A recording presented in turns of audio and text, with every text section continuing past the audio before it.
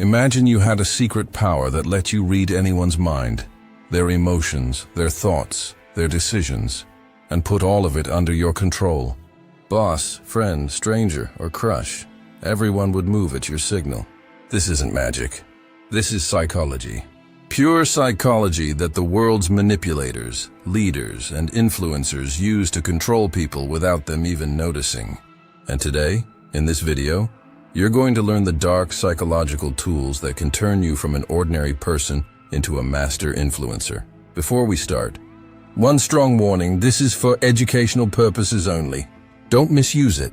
These techniques change how you see the world and how the world sees you. Use them responsibly. People think persuasion means lying. Not true. Persuasion is about influencing choices and feelings.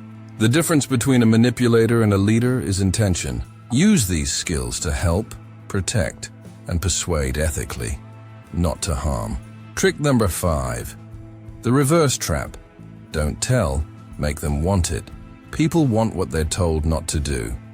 That's the simple truth, and it's unbelievably effective. How it works. When you forbid something, you create curiosity and a drive to reclaim freedom. Example: telling someone you probably can't handle this task triggers their ego. They'll want to prove you wrong. Real-world use. If you want someone to try a risky idea, hint that it might be too much for them. They'll try to show you they can. When to use: to spark motivation or break resistance without direct pressure. When not to use: don't use it to humiliate or push someone into danger. That ruins trust. Quick line you can use: this is a bit advanced, probably not your thing. Watch them step up. Trick number 4. Master of choice. Frame the menu, not the meal. People believe they choose freely. They don't. They choose from what you present. How it works. Give 2 or more options where every option benefits your goal. Example: instead of "Do you want to come?" ask "Pizza or burgers tonight?" Both options mean they come. Marketing example: standard or premium. Both lead to purchase. The anchor makes one feel like a better deal. When to use: negotiations, sales, planning, group decisions. Ethical use. Frame choices to guide. But never remove genuinely meaningful options like safety or consent. Power tip: include a safe no, an option that protects the other person's ego and keeps rapport if they truly don't want to comply. Trick number 3. The guilt trap. Hold up an emotional mirror. Guilt can make people act willingly, often more reliably than pressure. How it works. Instead of accusing, reflect feelings. I get it. Maybe I'm not that important to you. This triggers empathy or guilt, and they typically re-engage to repair the relationship. Works best with existing relationships where trust exists. When to use: repairing friendships, getting someone to honor a promise, or calming a tense relationship. Caution: overusing guilt is emotional manipulation. Don't weaponize it. It damages long-term trust. Script line you can use: I understand you're busy. I just missed the connection we had. Then pause and listen. Trick number 2. The emotional hijack. Control the feeling, not just the facts. Most decisions are emotional. Whoever controls the emotion controls the choice. How it works. Create or channel a feeling: fear, pride, hope, at the moment of decision. Politicians and advertisers do this constantly. They don't only sell facts, they sell feelings. Example: if you want a team to act now, highlight an emotional consequence. Imagine losing the client, rather than drowning them in data. When to use: calls to action, speeches, fundraising, motivating teams. Ethical use: don't incite harm or panic. Use emotional triggers that align with honest outcomes. Practice line: start your pitch with a short story that evokes the feeling you want. Urgency, pride, relief. Trick number 1. The power of silence. Listen, wait, let them reveal. Silence is underrated. It makes people fill gaps with their own thoughts. often revealing the truth. How it works.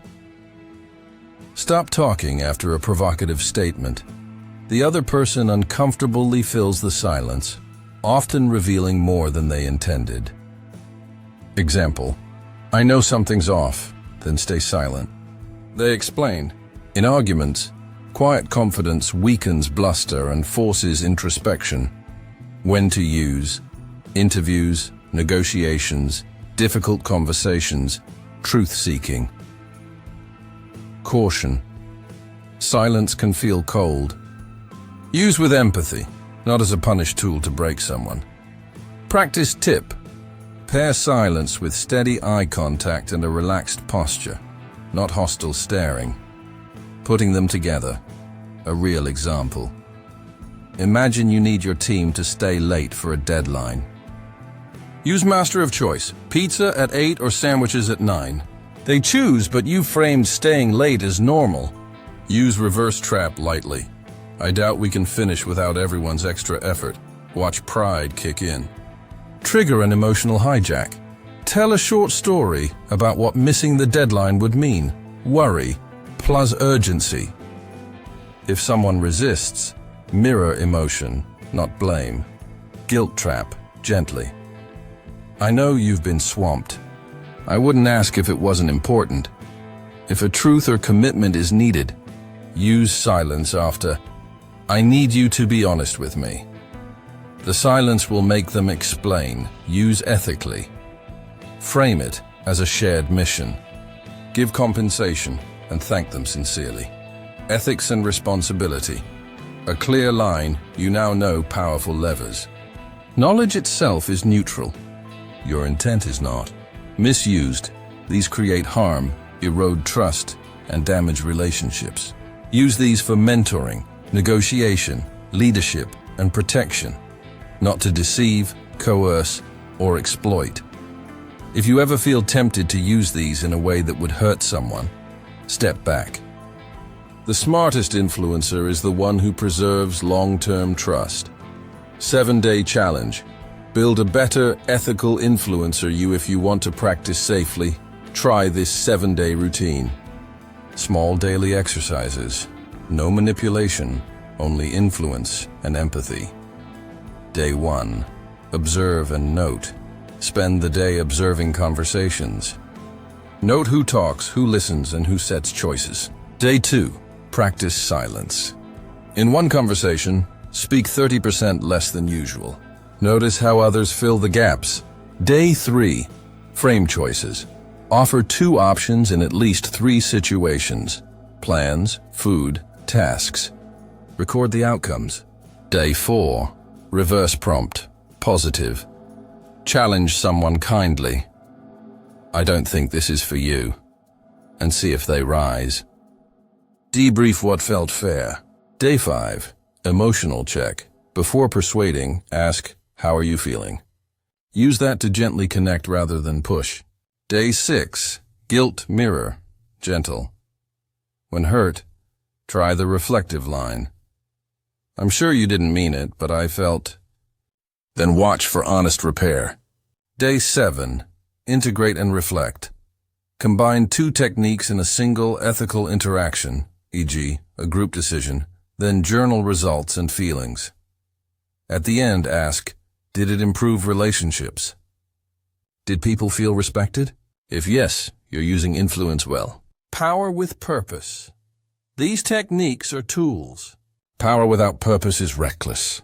If this video helped you understand even a little, the psychology, the limits, the responsibility, subscribe to the channel. I'll bring more lessons that teach influence, ethics, and practical exercises. Now go try the 7-day challenge responsibly. I'll see you in the next video, where we'll break down one live, real-life conversation and apply these techniques step by step.